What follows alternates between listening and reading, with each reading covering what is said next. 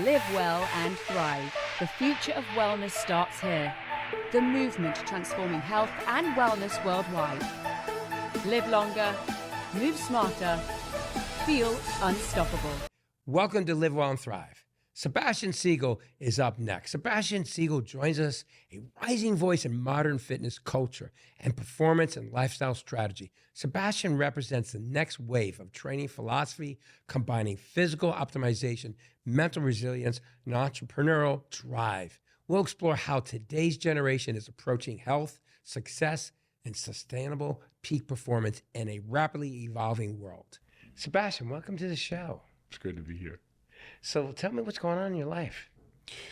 I know you and I were talking about sort of the ubiquity of people pushing forward all these different things online, like these kind of get healthy, quick things, and the number of people who are selling something without a sort of background in that, particularly. And I think about like you're in unbelievable shape, right? And I look at these pictures like of you in front of Gold's Gym with all the legendary bodybuilders, and you're holding that picture. God, I was 20. You're 20, right? And like your physique, it's pretty much the same. Like you're older, it's sophisticated, but like you look great, you train every day. And it's like there's these core things. And I think what I'm seeing most online, which is off-putting in a lot of ways, is the number of people talking about longevity that have no business talking about longevity because they themselves have not practiced it, or they're 30 years old or 40 years old and they just started working out. And sure, they might be scientists looking at studies of something like this, but they haven't actually experienced it. So you look at like Brian Johnson's a great example, and he's an acquaintance, and we were both keynotes at one of the same events. And for those of you out there who don't know who he is, he's a guy spending a few million a year studying his body, right? He's the don't die guy. But he's talking about longevity in a way, but it's predicated on him selling something. He wants to sell you chocolate or olive oil or all these different things, right? And he's doing all the studies, but he's not doing the things that are sacrosanct. In other words, that come to us with either evolution, if you want to look at it that way, or God, meaning breathe the air, be in the sun, do hard exercise, love, feel great, do rigorous things, right? And push yourself to the limit. So when I think about those things, I think like, gosh, success leaves clues. And failure leaves clues. And the number of people who are listening to people is something to sell and then buying into it because maybe on a subconscious level, they don't want to actually do the work. Like, I don't really want to just work out, or I don't really want to just read books and try. I want to take a peptide to get smarter, or take a drug or something to get in more shape. Well, like, okay, maybe that'll make a difference for a little bit, a few percent, 3%, 5%, which is a lot. But if you're not doing the core, if you're not feeling good, if you're not in service to other people around you, if you're not doing hard, rigorous physical exercise, if you're not reading and trying your best, your mind's not going to grow, your body's not going to feel great and look great and be dexterous and agile and strong, and you're not going to feel fantastic. And so I think like there's this thing where we're at this moment in time with social media where there's so much content out there. And one of the things I love about your show is that there's nothing to sell. Like you're having amazing people on, giving extraordinary interviews, and just really being clear on what is it, how do you actually get here? Well, yeah, I appreciate making those points. It's because I agree. I really feel that people on other platforms, whether it's a podcast or social media, are trying to push something they want to sell. I created the show not for the purpose of making money and the purpose of getting famous. I created it to make a difference in people's lives. Intention is, as you know, is the most important factor in whatever you do in life. And my intent was I got tired of watching these shows like on YouTube and Instagram and TikTok and X, and everybody's selling shortcuts, and that's not what it's all about. It's hard work, proper nutrition, get plenty of rest, and avoid toxins, whether it's toxins in air, toxins that you touch, toxins that you see, or toxic people. And it's very basic and fundamental, yet they want that TB 500, the BPC 157, the ipamorelin, another the growth hormone, Listen, that can augment what you're doing, but that's not going to get you to where you want to be solely. And even if people did take all that stuff in steroids, let me tell you something. I know plenty of people that took drugs and they never became a champion bodybuilder. They never wanted to work because they were relying on the drugs. and thought that would just do all the work. You know, you brought up two things which I really appreciate, right? One is the revenue stream, which I want to come back to, right? That is derivative of giving your best to something, and how that wonderful that can be, but not going in just with the revenue stream, which is, I think, like what's at the crux of, let's say, Brian Johnson's thing. I don't believe that that he has ill intentions. I believe his intentions are good, but it's definitely about making money first, and then about, okay, let's do some research and see if I can get healthy and all those things. And then when you talk about like the drugs, like steroids, you know, particularly, and I just watched Ronnie Coleman's documentary, right? Ronnie Coleman King, you know, and I've been acquaintances and friends with Ronnie for a long time, as you have, and Jay Cutler and Dexter Jackson and Phil Heath, and, you know, we've both had experiences with, you know, Arnold and Frank Zane and some of the greatest, Samir Banoun, some of the greatest Mr. Olympias, right, of all time. And I love that documentary so much because you see the top bodybuilders in the world at that time, right? And you see them all saying, like, look, we're all taking this, you know, these intense drugs, and we're competing, and the level, you know, between Chris Cormier and Flex Wheeler and Ronnie, it was like so subtle.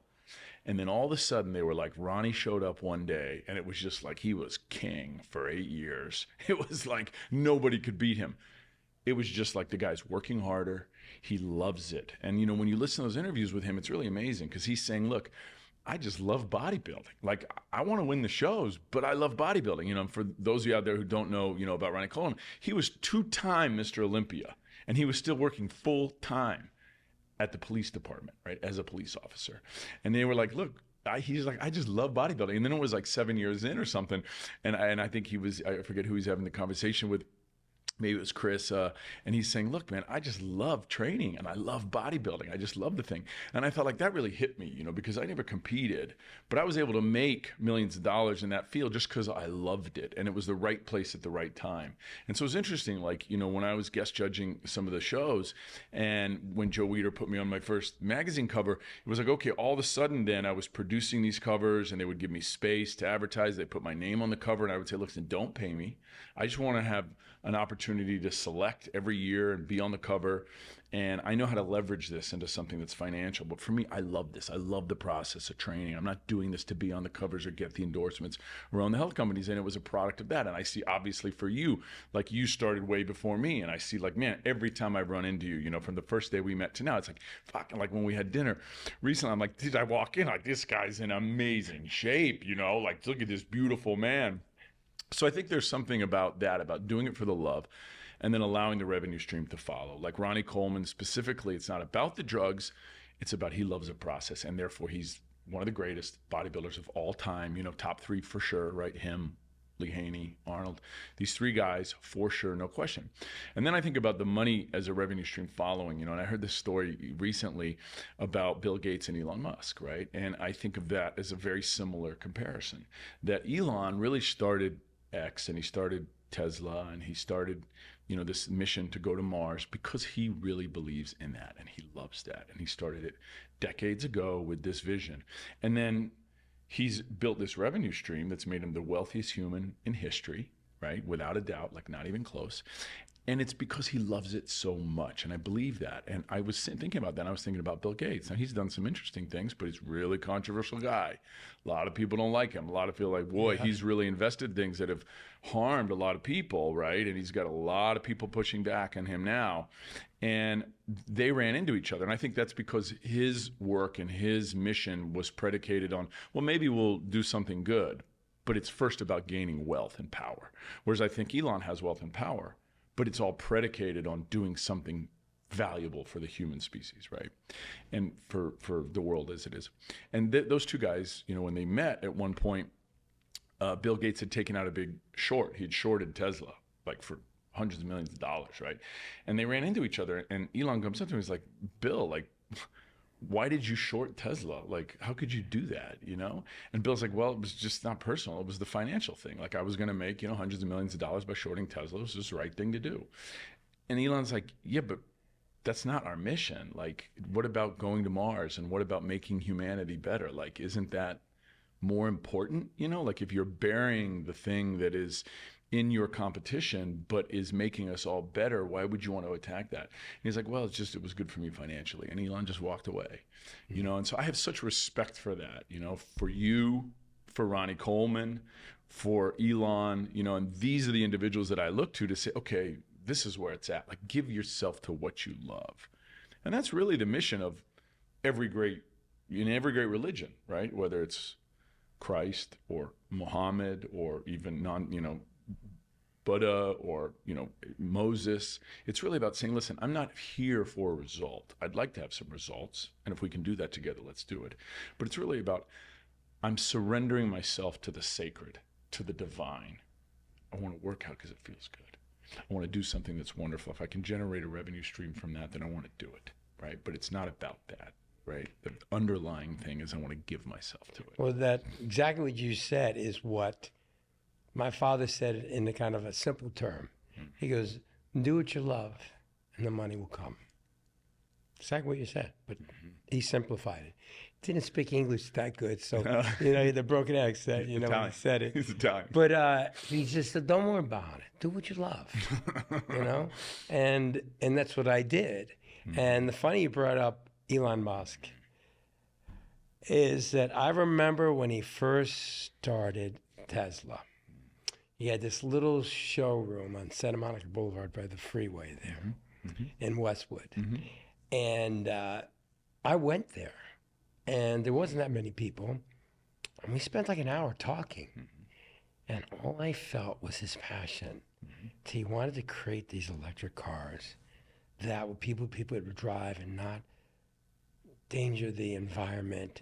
And he also fed us a more efficient way to have a vehicle, because then all the oil and the gasoline, all these other things are very dangerous to the environment, but it's very costly. I can make it affordable. I can make an affordable electric car, but it will take time. And he was explaining it in detail, and he was always a very nice guy. And then later on, when he launched SpaceX, he had asked me to put together a wellness program for SpaceX. Now, you're going to love this. Did you know at SpaceX, they run the company 24/7. They have 3 shifts of 8 hours. And so what I did was I created sleeping and meditation pods. I created it so this way they can work, and if they want to just stay and work out, we set up a trail outside of the corporate building where they can go in the trailer and train, and they could just sleep and then come back to work if they want, so you don't have to leave. And then we made them more efficient. We made sure that they had healthy choices for food. We did everything with brain breaks to make sure they had the blood flow to the brain, because as you know, if you tilt your head towards a computer or just looking down at the desk, it restricts the blood flow to your brain by 40%. So we had a program where every 20 minutes you're to stand up, hydrate, and let the blood flow back to the brain, so it improves productivity and all that. So I was understanding how he is. He was very methodical. Now, there were years later when I met Bill Gates. And at the time, I was working on a program for PE. And I was working with the LAUSD, developing programming for kids. And the director for the LAUSD said, well, Michael, it's going to take money if you really want to improve the food in the cafeteria and improve the PE program, because I don't know if you know this, but in Asia, you have to have a master's degree and a license to be a PE teacher. In the US, you could be a shop teacher, a home ec teacher, an English teacher, and be a beast and know nothing about nutrition. You got the job because it's low pay. So I was like, well, wait a minute, if we can start raising money and getting quality PE instructors and people that actually know about dietitians that can truly make sure the food in the school. So I went on this kind of raise to raise money, and I attended this event where Bill Gates was there and his wife was there at the time. And after he spoke, he came down and I said, Mr. Gates, I'd like to talk to you for a moment. He goes, you've got 60 seconds. And I said, well, and I told him, my name is Mike Torchia. I created this program called Operation Fitness for Kids. And I'm looking to get funding to help improve the quality of their children's health and well-being. He goes, if it was an academic program, I would fully fund it. He said, kids, most of the time these kids have baby fat and they'll grow out of it. I have no interest in the physical education programming, funding, and whatsoever. It's an academic program. Come to me. And I just looked at him. Then his wife came over and she said, he can be such an asshole. I'm sorry. She apologized to me. And I said, thank you. And I left. But he didn't want to hear anything about kids eating. He said, they'll grow out of it. He had that old mindset. But I know Elon was so adamant about, I want my employees to be healthy, of course, and functioning highest level possible, mentally, physically, and emotionally. But Gates didn't care.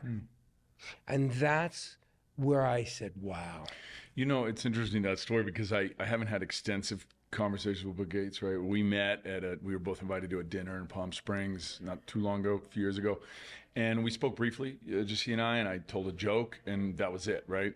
And then with Elon, though, we've had dinner a couple times, and it was maybe 15 years ago and 20 years ago, right? And it was at Norman and Lynn Lear's house at the time, and we were seated together. And it was before he was famous, and everyone sort of knew who he was, after PayPal, of course. And Elon and I were seated next to each other, and he said, what are you doing? What are you working on? And I said, I'm focused really right now. I've just optioned this book, Grace and Grit, to make into a movie. And he was like, Ken Wilber, that's radical. That's amazing. That guy's brilliant. And I said, what are you doing? He says, I want to put this rocket on Mars because I want to take life there. I said, wow, that's so cool. And then we tripped out and we were texting back and forth, and we saw each other again. And then I ran into him at Westfield in Century City one time. We're going to a movie. And I could tell that it was really like, okay, on a molecular level, right, when the cells are in, if the intent is money, then the byproduct of that is going to be betrayal, sacrifice, things that maybe don't have integrity. But if on a molecular level, our drive is, hey, I want to do more, I want to give more, I want to be, in other words, in service, right? Which is like a fundamental spiritual religious notion. I'm in service to the world. I'm here to serve my lover, my wife, right? If I'm married, I'm not married, I'm single, by the way. But if I've been in service to all the relationships I've been in, amazing, amazing women, to the animals, to my friends, to the work. And then I think about that, right? Like really with, and that juxtaposition, in other words, like with Elon being in service to the thing, and your conversations with him, right, at Tesla, I appreciate enormously, because you then creating for Tesla the pods, right, to take a break from work, because I built, my house, which you've been to in Venice, which is 3 floors. And on the rooftop, I built my office. I have an outdoor shower. Oh, it's incredible. I have a sauna, right? I have outdoor shower. I have a fire pit. I have an ice bath. And that's my office, right? First thing in the morning, I'm in the shower watching the sun come up, and I love this thing. And the middle floor, I have, my living room and bedroom. And then I have a movie room and library and all this stuff like that. And I built it really like that so that I can work until I fall over. Yeah, like exactly like you're saying. If I work 8 or 10 or 12 or 17 hours in a row and I'm done. I go upstairs, I sit in the sauna, I sit in the sun, I take a break, and then I'm regenerated again. And then maybe I take a couple days off right after that. But to the point of saying like, okay, I'm working like that not to try to produce money. I want to understand and identify revenue streams. Like I'm doing a movie now that is predominantly a movie that domestic will be secondary box office to India and China, right? It's a true story about an Indian family and an Indian boy in America living the American dream, and also a story about his namesake in the Mahabharata, this young warrior who dies on the battlefield. And when I got into that, I said, I love this story. It's a story about the youngest chess grandmaster named Abhimanyu Mishra. And so like Bobby Fischer, for instance, became youngest grandmaster of the world at 15. And then Judith Polgar beat his record many years, and she became youngest grandmaster in the world, right, at 15 also, but a couple months younger than Bobby. And then Karyakin had the record for like 19 years just before he turned around 13. And then Abhimanyu Mishra beat that record and became youngest master a few years ago at 12 and a half, right? And so it's this story of the American dream, this Indian boy, this 11, 12-year-old Indian boy in America creating the American dream. And how does he do it? They want to set out to do that, like Judith Polgar wanted to set out to become the youngest grandmaster as well, right? And be one of the best in the world. But they really were devoted to it. They were eating, sleeping, breathing, loving chess. Rigorous, hard, morning, night, dreaming about it, talking about it, writing, sacrificing a lot of things from their childhood.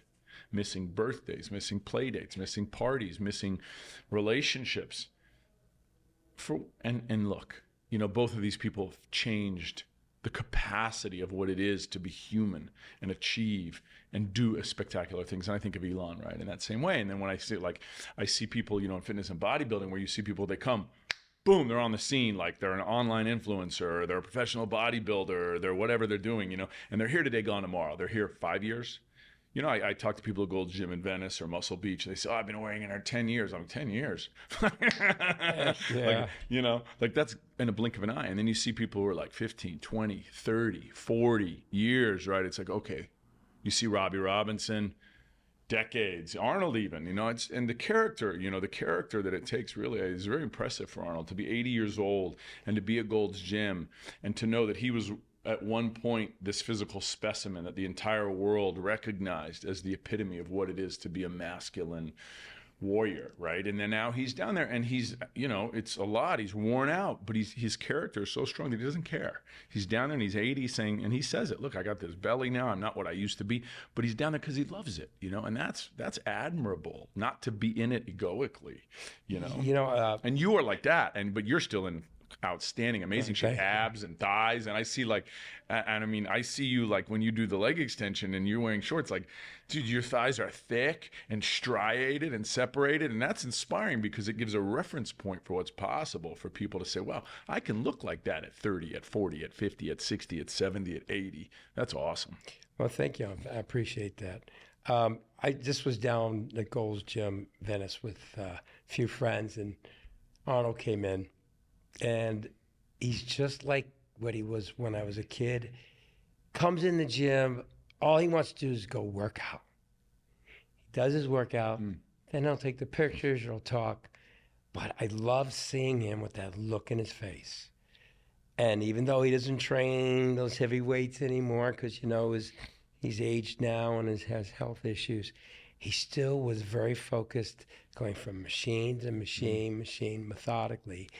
But it just brought back great memories, because I remember when I first met Arnold, I was 15 years old. And a lot of the things that he shared with me is exactly what I am doing today at 69 years old, from 15 to 69, like when I went out to eat with him the first time. And we all was always eating. We had eggs, we had a beef patty and cottage cheese. We lived on that. And so as soon as the food came, I reached for the ketchup. And he was like, what are you doing? And that's all she got. No more. And he took it from me. And I was 15 years old, and I'm 69 now. I've never had ketchup, ever, again, since that time. But he really, like, showed me the proper method of training, but everything was hard training. We weren't talking about drugs. We were talking about how many sets and how many exercises and reps we do for body part. We were training twice a day. We're hitting the body parts twice a week. Even close to the show, we hit the body parts 3 times a week. We never did cardio, and we only would do wind sprints 3 weeks before. Once a day, Monday through Friday, 3 weeks before, to help bring down the waist. And our bodies, we were like granite. We were like Greek gods, shredded, not swollen, puffy, distended abdominals. So everything I learned from Arnold and all the other pros I worked with was hard work, proper nutrition, and always get a good night's sleep. And so that was drilled into my brain, and that's why I look the way I look today, is because I followed his blueprint. And I know that that's how you have to do hard training. You can't be reliant on drugs or peptides or any of this other stuff. That should augment what you're doing. But it's hard training. And when I started achieving higher levels of bodybuilding, I had wrote to Joe Weider, and I wanted to be in his Muscle and Fitness magazine. And he wrote to me, and he said that, you know, he admired my physique and that I'm climbing to the top. And he said, come to California. He invited me. So he had arranged to send me a ticket. I had permission from my parents to go out there. And I remember just getting a friend of mine to drive me to Irwin Street over there in Woodland Hills and meet him at his office. And he said, come on in, sit down, sit down. He goes, listen, you have an incredible physique, but your problem is, in the off season, you become like fat and pudgy, like a power lifter. And you have these beautiful lines, this narrow waist, beautiful flair, like Steve Reeves. He goes, do you know a concert pianist or an Olympic athlete? They train all year round, 14 to 16 hours a day. You can't be a bodybuilder 3 months out of the year. Because I know that's what you're doing. 3 months before, you starve yourself to death. You lose all the gains, or you barely have any of the muscle that you built all year round. Never go above 8 to 10 pounds of your peak weight. Never. That's when my career in bodybuilding soared. Because he made me realize, are you going to commit? Because I will put you in my magazines when you're ready. And sure enough, 1 year later, I won some major title. He did a feature story on me. And then it was, I took my trip to relocate to LA and train with all the maniacs at Gold's and Venice. But Joe made that clear. Are you a part-time bodybuilder or you're committing? Are you going to commit? Then you'll be in my magazine a year from now. And exactly a year from that conversation, he gave me a feature story in Muscle and Fitness. That's him. That's you also, right? And it's interesting because when I came to Los Angeles and it's 2000, and then and I went into Weider Publications, right? And then Bill Geiger, I think was the editor of Muscle and Fitness then, and Marty Winthrow was the editor of Men's Fitness, and Andrew Carnivus was the assistant editor there. And I went in, and they were like, well, you're like, wow, you're in great shape, and what do you want to do? I said, I want to be on the cover of all your magazines. And they were like, okay, kid, get in line. And I said, look, this is not egoic. I just feel like I'm training like this every day, and I'm giving myself, and I just feel like, hey, this is a good partnership, and they were like, okay. And then eventually, they had me in. And then eventually Marty came up to me one day at Gold's Gym, and he said, look, we took all the cover shots, and there's like a pyramid, and Arnold's on one, and Sly's on one, and the winner of the Super Bowl's on one, and somebody from the Olympics, if it's happening, is on one. And then they narrowed around, and one day Joe was like, Sebastian Siegel, like, he's going to be the guy who's going to be on the cover. So that was my first cover, right, was for Men's Fitness. It was one of the last covers that he chose, right, before he died. And then it led to 100, right, over 100 magazine covers.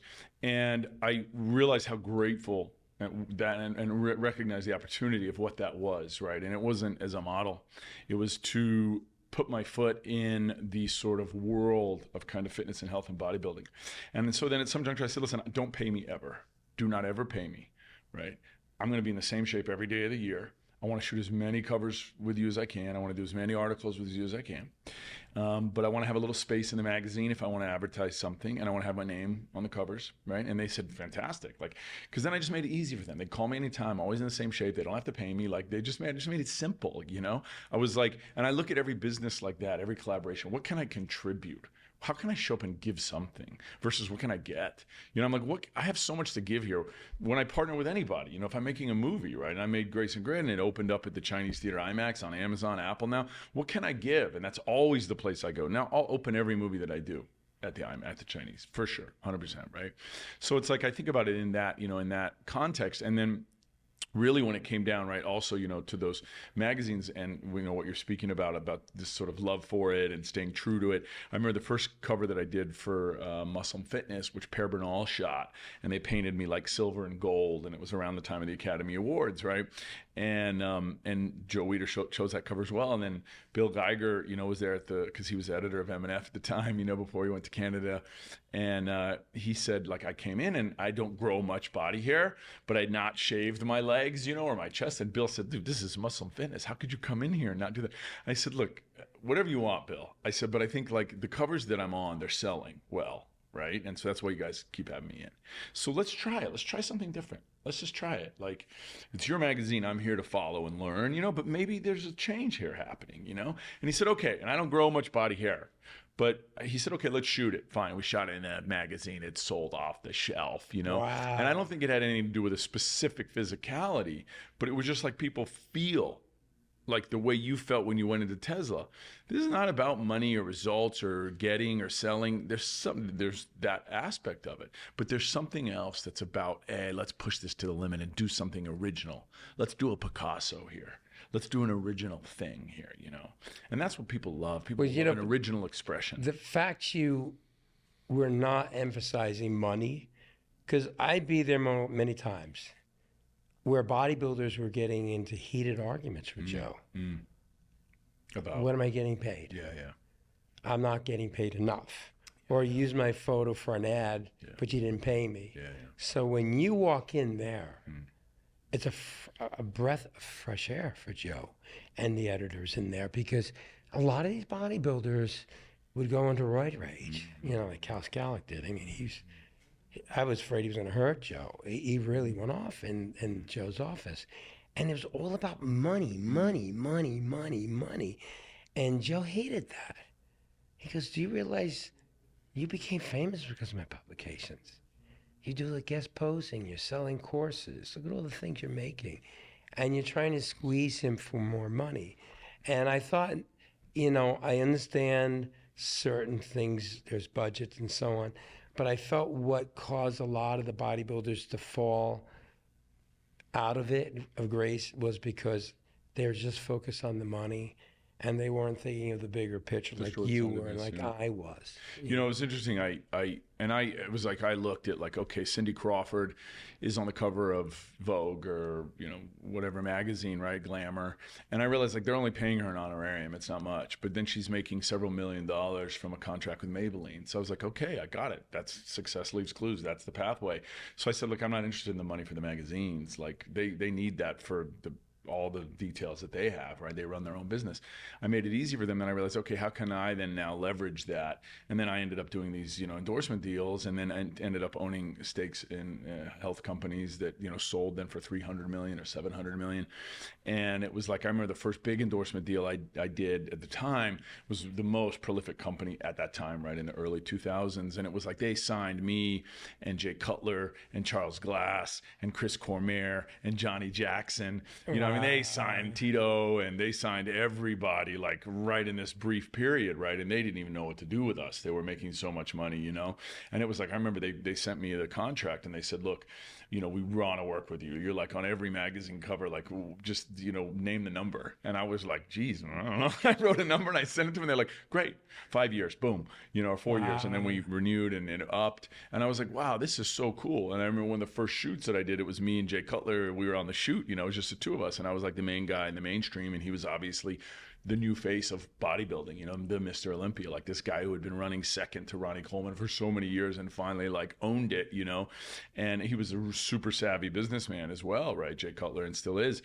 And it was like, wow, we were both just loving what we were doing. And then all of a sudden finding these other revenue streams outside of fitness bodybuilding. Him was as a professional bodybuilder, Mr. Olympia, and mine was in this sort of like all natural health, you know, and pushing fitness, you know, to the limit in this way. And it was very interesting, you know, synergy there. You know, I was thinking about, you know, to tangent a little bit, but like in this sort of health and fitness world and thinking about like the number of products, right, that get pushed, right? Like whether it's a protein or a peptide or this, that, the other, and you saying like, okay, look, you can supplement or augment was the word you used, but if the work's not there, it doesn't matter, right? And that's the case. And I was thinking like the number of people pushing stem cells, you know, and so I wanted to sort of look into this, like for knees and for skin. I'm in the sun a lot, so I'm like, okay, what are the potential possibilities here, you know? And I was thinking, wow, like a stem cell is so delicate that once it's put in the body, maybe it lives a few days. Maybe at the most, right? But also there's a lot of variables there. Some of these stem cells are coming from placental stem cells. Some of them are coming from umbilical cord. Some of them are coming from pigs and other animals. You run a lot of risks here. Vegetables. They're taking stem cells from Weird vegetables. stuff, right? And it's going in the body. And it's like, boy, you want to mitigate as much risk. So then I started looking at this exosomes, and I looked at this company, Exo.bio. They had this study by the NIH, the National Institute of Health, right? AEXO.bio is a company. And there was an amazing study where they had these two dishes, right? And in one dish, they have just exosomes and cells. And then the other dish, they have just cells. And then they irradiate both dishes. So they put radiation on them to see if they're going to get aged and deformed and screwed up. So the second dish, right, with just the cells on it, it ages, and the unhealthy cells don't want to die, right? And this is, how aging starts in the body, because these cells are contagious. In other words, they share the messaging with other cells, and those cells that are unhealthy, they start to proliferate, and they send the messaging to the other cells that, hey, it's okay to be defunct and not message well. And that's what causes, right, all the aging, whether it's in the tissues or in the skin. And then the cells that had the exosomes, right, and the radiation in the cells, they were resilient, right? They built back. They let the cells that were unhealthy die, and they've generated new cells. And I thought, okay, what's going on here? They said, okay, the exosome is taking out the most valuable part, let's say 750 protein, that teaches the cell how to message healthier, right? And also, then I was looking at it, I was like, okay, what's the difference here? Where's this taken from? It's not taken from placental, right? It's not taken from an umbilical cord. It's pre-human. In other words, it's from an embryo that never becomes a fetus. So the sperm, right, enters the egg, and then it drops into the fallopian tube, and then you have an ectopic pregnancy where the embryo gets stuck inside of the fallopian tube and it gets pulled out. So they look at like 20 from very healthy women, and I think in 2020, they look at a bunch and they say, okay, this is the absolute healthiest. This woman's really healthy and everything looks great. So now there's no concern about illnesses, about diseases, about variables. And a stem cell, right, or an exosome like this has to be pluripotent, right, to be effective. In other words, its ability to clone itself, right, and show DNA messaging, right, in a very healthy way. And so they take this and they say, okay, it can divide like essentially unlimited times. And so then you take that, just the most fundamental, profound compounds in that.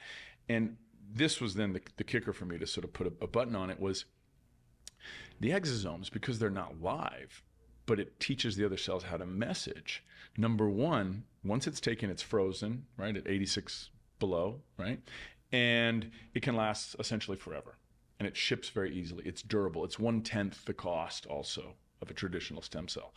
And when it's injected, right, it's so durable and so much smaller than a stem cell that when it goes into the body, like it can go in through, like, let's say, an insulin needle or something like this, that it doesn't get shredded. Whereas a stem cell, it's unstable when it's taken out. You don't know where it's coming from. Could be from a pig, could be from some weird thing in the ground, could be from an unhealthy person, could be from a lot of moral concerns, if it's from a placental or if it's from an umbilical cord, like where's this coming from? Whose body? What is this, right?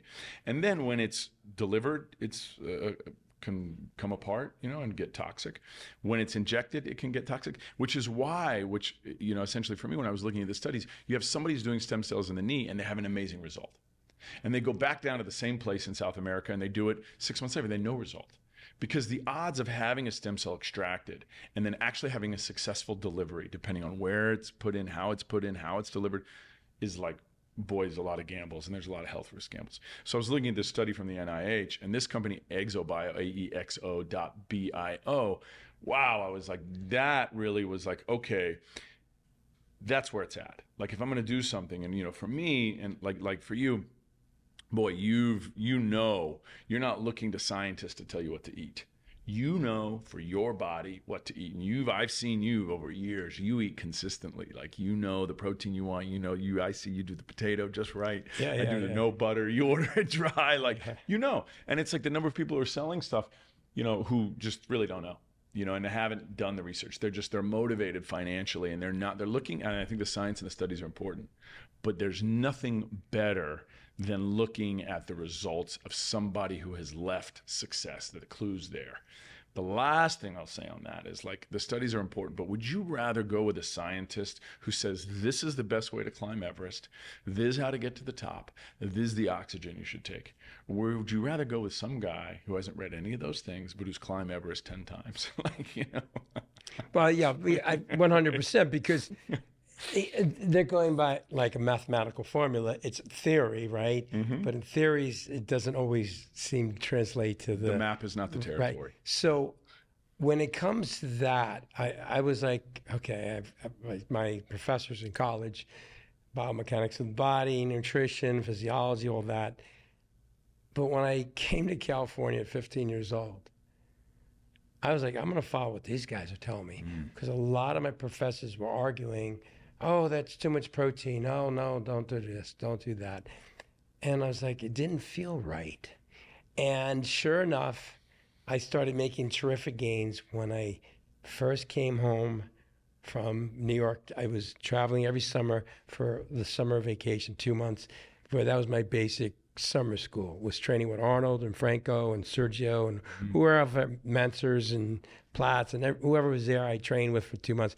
Then I'd go back to New York, and then I would go into shows, and then I'd call them up and say, Arnold, I won. I knew you would win. You're right. Luke Kroger, you're amazing. Come back out next summer. You're going to be Mr. Olympia someday. You know, he used to get me excited. Of course, I'd never be Mr. Olympia, but I just like hearing him say that. But all these other professors, when I go back to college, they were like, no, don't do that. No, don't do that. And I was like, no, I chose to follow what all the old school bodybuilders were teaching me because I felt it was right. Plus, they had the results. I looked at the professors. They were fat and out of shape and no development. Well, they got all these degrees, but they haven't applied it to their own body, right? So then I started realizing that my gut was follow the successful people at what have achieved what I want to achieve. And that's like Dr. Barry Sears.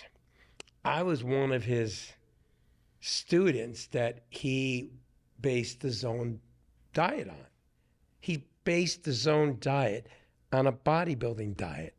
And he would drill me for hours and hours and hours. And eventually I started lecturing with him. We talked about when we first, all the pro bodybuilders said, look, first thing you eat in your plate is the protein. At least bite into it and eat it, because that's going to slow down from spiking the insulin. Never eat with the carbohydrate first. So bodybuilders would bite the protein as soon as it touches your tongue. It secretes the acids and enzymes to break down animal fat and protein. Next, we can go back and forth to the vegetable or the carb, and that's how we ate all the time. So Dr. Barry Sears dissected and studied all these bodybuilders along with myself and saw how I got incredibly ripped. And then he said, okay, well, this is going to be the fastest way to lose weight is high protein, low carb, and then, of course, the sequence of when you bite into the protein to the carbohydrate. And his book was a bestseller. All his books were bestsellers. But his book success was based on, he said, if I'm going to teach people how to lose weight, who does it best? Bodybuilders. So here's this doctor who studied bodybuilders because he said, look at those anatomies. Those bodies are beautiful. They have muscle. They're not gaunt. Paper thin skin. So here's a doctor who then went to people that we weren't nutrition experts. We weren't dietitians. Here's a doctor, and he was our student. You know, what you're saying is so interesting, right? Because you see that, like, with some of the things that were in the magazines, you know, fitness magazines, Men's Fitness, Muscle Fitness, Bodybuilding magazines back then, right? And over the years, we're so far ahead, right, of so many of these studies. And some of them were congruent and saying the same things, but a lot of them were opposites, like you're saying, like the food pyramid, for instance, was like so bad and so wrong, right? And I, you know, when I was I went to college when I was 14 and a boarding school at the same time. So I was in high school in Connecticut, a boarding school called Kent, and I was in Hawaii, University of Hawaii at the same time. And so when I was 14 and I was in the summer, I was working out at University of Hawaii with all the football players and athletes. And then in the summer, I mean, during the year when I was at school, I went up early for football, wrestling, etc. But then I had to choose between either a sport or theater. And I just loved the theater. That was just where it was at for me. With football, I was like an insane athlete, but I just didn't like it. I didn't like the helmet. I didn't like the locker room talk. I just didn't feel right for me, you know? Whereas theater, I loved it. So I was in theater all day, every day after school. And then in the evening, I was like, I had to go work out. And all my friends would go watch the game. So I would go to the gym at 9 o'clock every night, my entire high school career. And I became the manager of the weight room, right? When I was my entire career in high school. And we were reading all the magazines. And back then, the supplements were not so good, right? And my friend, by the time I was at the beginning of my sophomore year, I was in better shape than anyone in my entire high school, juniors, seniors. My friend and I, who was the same age, Johannes Brugger, who later became iconic trainer for many people in Hollywood, Bill Maher and a number of other people, and just extraordinary, like, I've never met anyone more genetically gifted than this guy, and also like really brilliant guy. So we would go together in the middle of the night and work out and just skip rope like crazy, and we'd put trash bags all over, cut them up and tape them over the shower to create a steam room, and then we would like, skip rope and then lift and then do drop sets. We were doing like Franco Santoriello, Cybergenics, flex after the workout. We were taking Joe Weider's Dynamic Muscle Builder. You'd peel it over and it says like delicious, it mixes deliciously with a spoon. It's like, no, this doesn't mix with a spoon.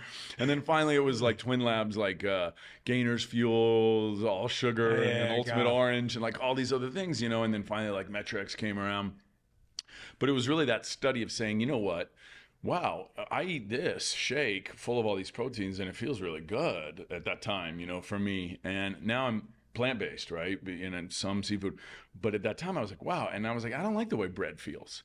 I don't like the way the sugar feels, And then I just started changing. And then by the time I was like pretty young, 15, 16, I'm shredded, and I'm jacked. And it was like from the time basically I was like 19 to now, I'm 6'1", I'm 200 pounds, 5-6% body fat my whole life. No off season, no on season, just because I love the way I eat. And when we go to dinner, you see I eat whatever I want. You're methodical. You always have your olive oil on the side. Yeah. I noticed that, but you're right. You're always feeling it. But you're understanding your body, you're listening to it, but you always maintain this incredible level of definement and proportion. See, the thing is, you could look at a lot of physiques. Most of the time you say, wow, that guy's got big guns or a big chest, a big back.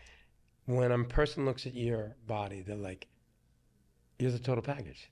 Because you've always focused on making sure everything was balanced. You're this artist that created this beautiful piece of art. But I've noticed when you look at your physique, you're like, wow, he has an incredible physique. Opposed to saying, wow, man, his arms are huge. Oh, look at those legs. So when someone says, what an incredible physique, they're talking about you because you've always maintained, I've watched you in the gym, you're methodical, you're making sure you're training all the areas equally. And if there's an area that's growing a little too fast, I know she would cut back on it. And that's why your physique looks like the way it does today. Thank you. And I think you and I, and many guys particularly, are lucky in the way that you loved the hard work like I did and like I do. So you love training thighs, right? And so it's like your thigh development, it's unbelievable, right? It's remarkable, at any age, right? And it's still the same. It's insane. And so same for me. When I was a kid, I could miss doing biceps or chest, but no way I'm missing legs, boy. I remember when we got the first leg press when I was 14 in my high school, and I was like, what's that? And my friend and I, look, we're just going to go. We're going to do as many sets of 20 reps as we can, and we're going to hold our breath on the way down, and we're going to yell on the way up. So we go, we'd like vomit because we'd eat too soon before working out, But I loved it. And to this day, if I miss several days of all the other exercises, I'm not going to miss squatting or leg pressing or lunging or carrying people up the stairs or extension curl or whatever those exercises are, because I love the pain and the pleasure of that afterwards I feel like boom. And then obviously now all the magazines and all the scientific studies that are just coming around where people are saying, oh, train legs, it's the best thing for obviously. And you knew it intuitively. And every great bodybuilder, every great athlete knows that. It's like you look at, any sprinter or any ice skater, and you look at, or any rugby player, and you look at their physique, and it's like, now they're training with weights. But even 10, 20 years ago, they're not training with weights, and their thighs are just beautiful, right? The glute and quad development, and the rest of their body's just shredded, right? So in other words, it's getting all that anabolic response. And people think it's about training heavy, and sometimes it is, but it's really about training high intensity, heavy or light. High intensity is where the action is at. Well, you really hit it on the head because I remember when the first time I met Bill Pearl, who's Mr. America, Mr. Universe. I was like 16 years old, and he had a gym in Pasadena. So I went and saw Bill, and we were talking for hours about every aspect of bodybuilding. And Chris Dickerson at the time was there. He was former Miss Universe and Mr. America and Miss Olympia. And we were just talking in shop. And I said, Bill, if I was stuck on an island and there's only one exercise I can do, what would that be? Squats. First of all, when you train your legs, that's 50% of your body. And when you're doing squats, it stimulates the lungs, the heart. And you actually stimulate growth in your upper body. And I never forgot that. So what helped me create championship legs, where I was in the AAU before IFBB and then in the NPC. I was the AAU champion first. I was always winning every body part, and especially legs, because I love to squat, which people dread. I go, if you can just do one exercise for legs, just squat. And I still, to this day, squat. And when I get under that bar, and I just feel my quads on fire, my glutes, my hamstrings, my calves, I'm high from it. And then sometimes I walk into the gym, someone goes, oh God, I got to do legs today. I'm like, my favorite. Come on, I'll do it with you. Let's have some fun. My favorite. And in a lot of ways, it's harder to just do biceps because it's like it's not that challenging, you know. So I can do it on an off day. I can do 10 sets of 20 reps biceps. It's fantastic. But legs, I have to own up, right? And so I love that because afterwards I feel so fulfilled. You know, it's interesting for people who do like the studies and the studies that come around. And there's so many studies now, right, on training thighs, on training legs, you know. And obviously the ones about being able to stand up and get up as we age, right? That's the single, you know, biggest indicator of mortality, you know, of lower mortality is being able to move and not fall and have strong bones, you know, bone density. But there was a study, and it's called the King's College study, you know, and people can look it up. And it's incredible that they take, I think it's 160 identical twins, right? It's between 40 and 70 years old. I think it's all or mostly women even. And, but it's these identical twins, and then they study them over the course of a decade, right? Middle age and older age. And they're only studying, not longevity, but they're only studying brain mapping. In other words, which of the twins, right? So 350, 360 twins, which of them has better brain mapping? In other words, more activity in the prefrontal cortex and better puzzle solving after a decade. Right? What is the consistent factor, right? And they dialed it down to one consistent factor. The twin that had more leg strength had better brain activity, unrelated to anything else in their life, right? And I thought that's pretty profound because the strength and the drive and the push and the hormonal response and the blood flow through the whole body, the heart, the brain, from training thighs is so intense that it floods the brain and the body with these endorphins that it creates better, you know, better thinking and better problem solving. And I thought for myself, like, wow, you know, I got really into profoundly difficult philosophy and psychology, reading and studying. And, you know, I work in 3 fields, in movies, in psychology, and in health. And so much of the success that I've had or the progress that I've been able to make in psychology and health and movies are related to just saying, man, every day I'm working out because I know when I work out really hard, I'm so much sharper. I can see the puzzles clear. I can identify patterns much better. And from loving legs, I feel so lucky, like by the grace of God, that I fell in love, like you, with training thighs, you know, that it's not just made me a better athlete and better healthy, but it's made me a better person. It's made me smarter and faster and more articulate.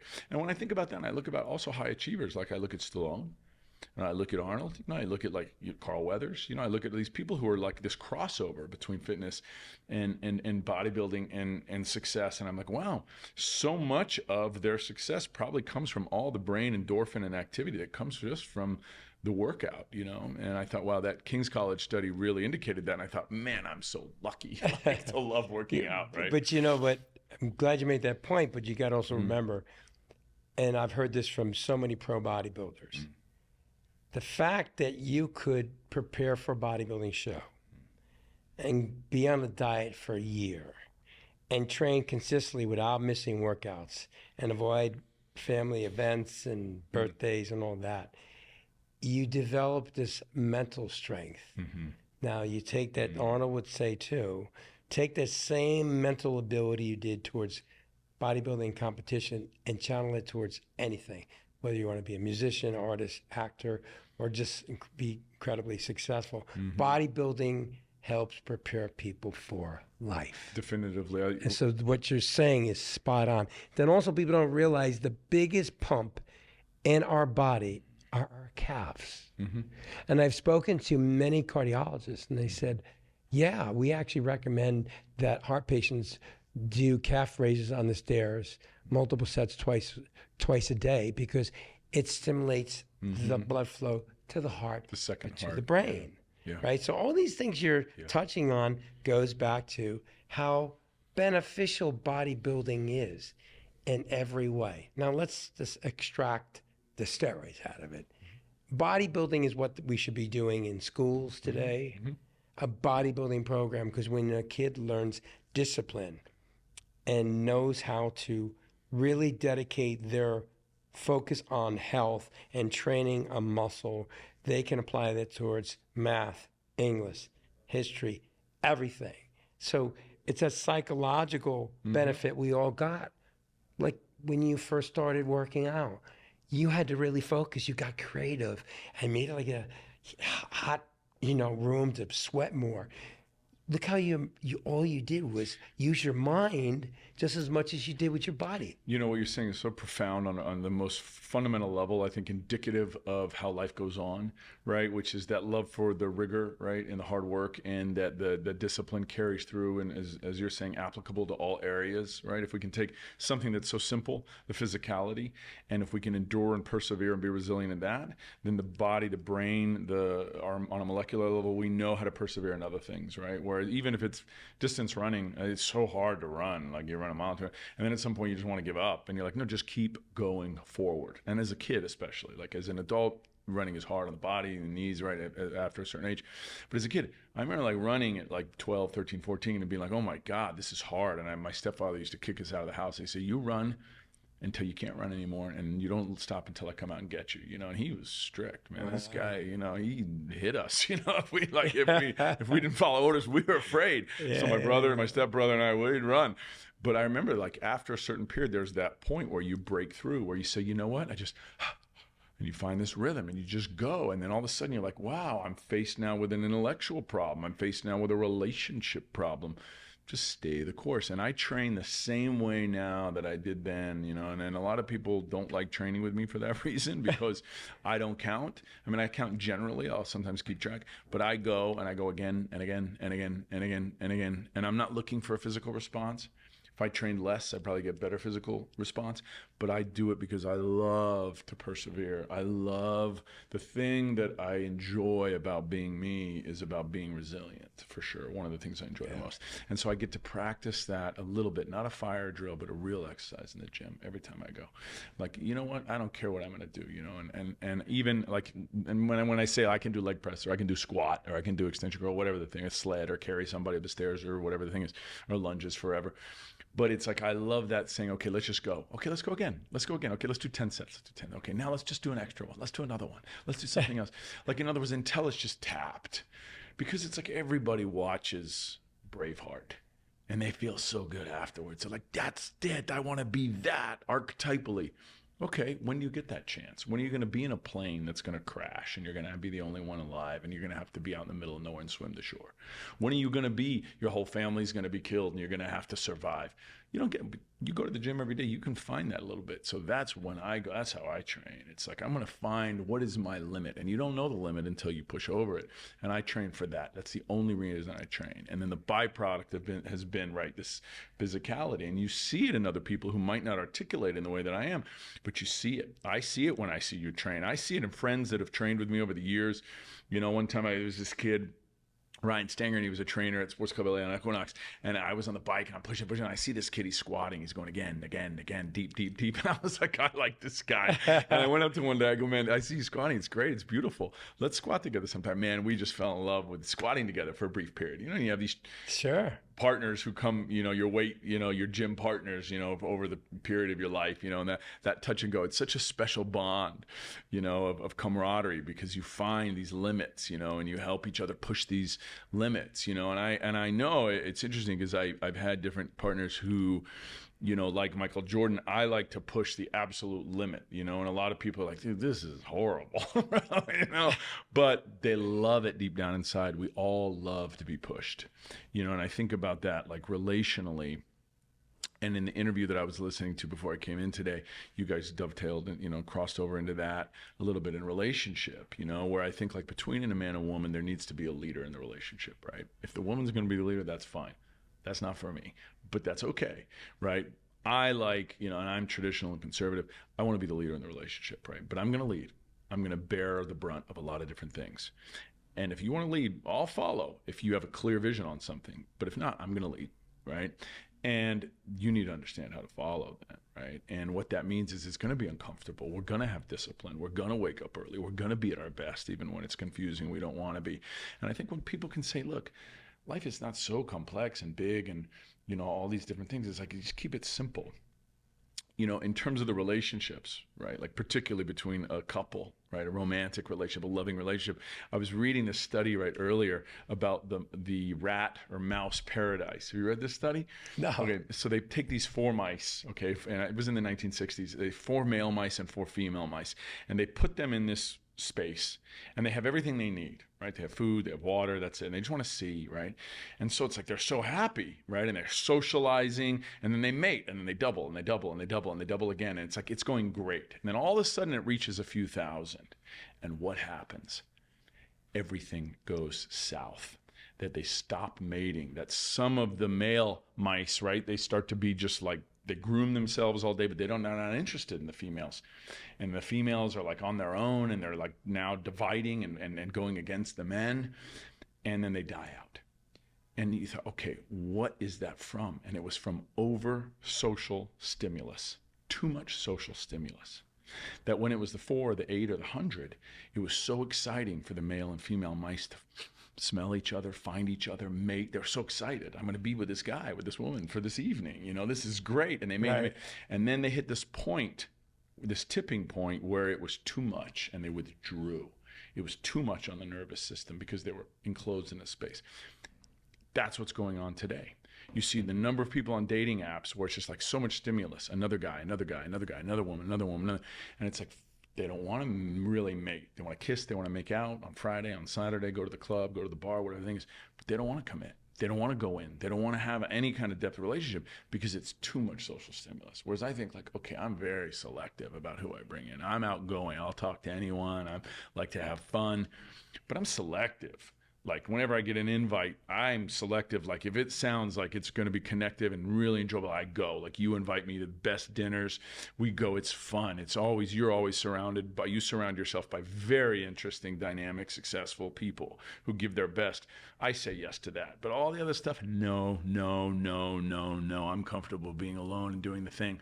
And if I'm going to go on a date, I make it special. I want to go to somewhere beautiful, wonderful. I want to have a profound connective experience. And I think one of the things that is indicative of, as a society, how will people individually succeed or not succeed, because that indicates whether the society succeeds or not, is take every human interaction as being, this is special. Let's go in deep, and then let's withdraw and focus on something else.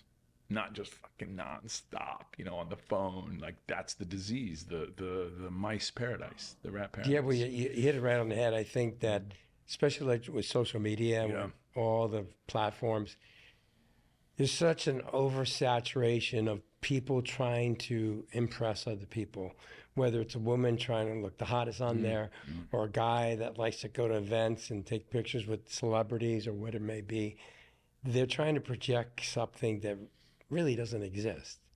They do for the intention of trying to show people. Like when you post, or I post, or any of my friends, we're posting, like you post a picture of you doing a TED Talk. You post pictures where you lecturing with people, where it actually is a beneficial posting. But I watch a lot of times, the guys are trying to outdo the other guys. The girls are trying to outdo the other girls, getting to almost point like half naked, right? And it's like a sickness that they can't stop posting and posting and posting. If it's not an interesting post, I won't put it up. You're very diligent with it, man, and I liked what you put out in the world. It's like really thought through. It's interesting because I'm in unbelievable shape, and I rarely post workout stuff because, first of all, I never take my phone to the gym, never once ever in my whole life. So it's got to be someone else who's got to shoot the thing. But I've got a couple posts in the last 5 months of me working out. One is squatting, and one is leg press, and I'm covered in 5 layers of sweats. Like I'm not there to show my body. And what is it that I'm saying? I'm saying this is how I work. And the work is hard, and you can see it in that video. And it was ironic because just yesterday I put a post out that was like a sexy, like I'm half naked in the thing. And I put it out there, and the whole post is about doom scrolling and clickbait and how like, no. And the number of people that responded and said, you got me. Like, I don't actually want to read anything that's intellectual or challenging or self-growth, but I had to look at this because it was so erotic. And you busted me, like, and I was like, okay, cool, like, that's interesting, and then you're right, I see like the number of people at gyms, girls are usually more guilty of it, but men now are becoming just as guilty of it, of like this one guy, he's a handsome guy, and it's just nonstop working out without a shirt on, and it's like come on, like move on, like, I mean, in other words, where does it go? Like, it's not a moral issue, it's fine, I don't care, it doesn't bother me at all, good for you, you beautiful man, woman, it's lovely to see that. But then at some juncture, like, okay, we got to go deeper. And if somebody's not satisfied without going deeper, then they're going to end up in the lowest common denominator. Like, the depression comes from that. For me, I love to see beautiful people. I love it, right? But I love to see, and when I say beautiful, meaning inspiring. Yeah. I saw this guy the other day. I was bicycling up down the coast. I biked like 40 miles and then went to the gym. It was like my off day. I read, I played chess, and I'm biking up the coast. And the sun's going down. I see this guy. And I bike by him, he's about 30, and he's with this girl, she's about 30, and he's smiling, is so big, and he's looking out there, and I look down, he's got one leg, and his other leg is not like a nice, expensive, prosthetic, it's just a steel pole, and he's so happy, wow. And I'm biking, and I thought, that guy's my inspiration. Like, not because he's got a steel leg, but because he's so happy. Yeah. And I'm like, and then I have another friend of mine, Jamie, who will come out here. I want you to meet and come on your podcast, and he's stuck to a wheelchair, and he's got all these different muscular, degenerative illnesses. And this guy's just every day giving it up to God, giving it up to grace, giving it up to joy, giving it up to thanks. And I love it, I have a conversation with him, and I just admire and love this guy so much. And I'm like, because that's my leader right there, right? And then a girl comes over to my house. I've been in a relationship, and she comes and goes, you don't pay for my nails enough. And this, and I'm looking at her, I'm thinking, I can't believe I love this person. I love this person, but I feel sorry for her. Like, this is crazy so stuff. Superficial. Yeah. Whereas I know that's not what you're made of. Like, I know deep down inside, that's not what excites you. It's something else. So don't get lost in that. Don't get distracted by that, Yeah. Like, give your best, but don't ask other people of that. Like, have no expectations of other people. Just be like grateful for other people. And then it maximizes on such a profound level, right? Well, I got to say, Sebastian, this has been some hell of an interview, man. We covered every aspect of life, right? So I want to thank you really for sharing all your wisdom and your knowledge and experience and all the beautiful stories you shared today. Thank you so much for having me. I appreciate you bringing up the TED Talk. If people want to see that, it's 8 minutes, and it's about the fundamental forces that are invisible that drive our lives. And I make 2 very clear clear points in 8 minutes in that TEDx talk. It's linked in. What's your handle on Instagram? Instagram is Sebastian Siegel 1. Sebastian Siegel with a digit 1, and it's on there. Yeah, it's a beautiful talk. Thank you. Thanks so much for having me. Well, I want to thank you for watching. And if you have anybody you care about, share this episode. Sebastian's journey and all the things he shared is essential when doing anything in life. Because as we shared, bodybuilding is a very powerful way to become successful if that's what your driving force is. And remember, we need your support. So go to YouTube and subscribe. And again, thank you for watching.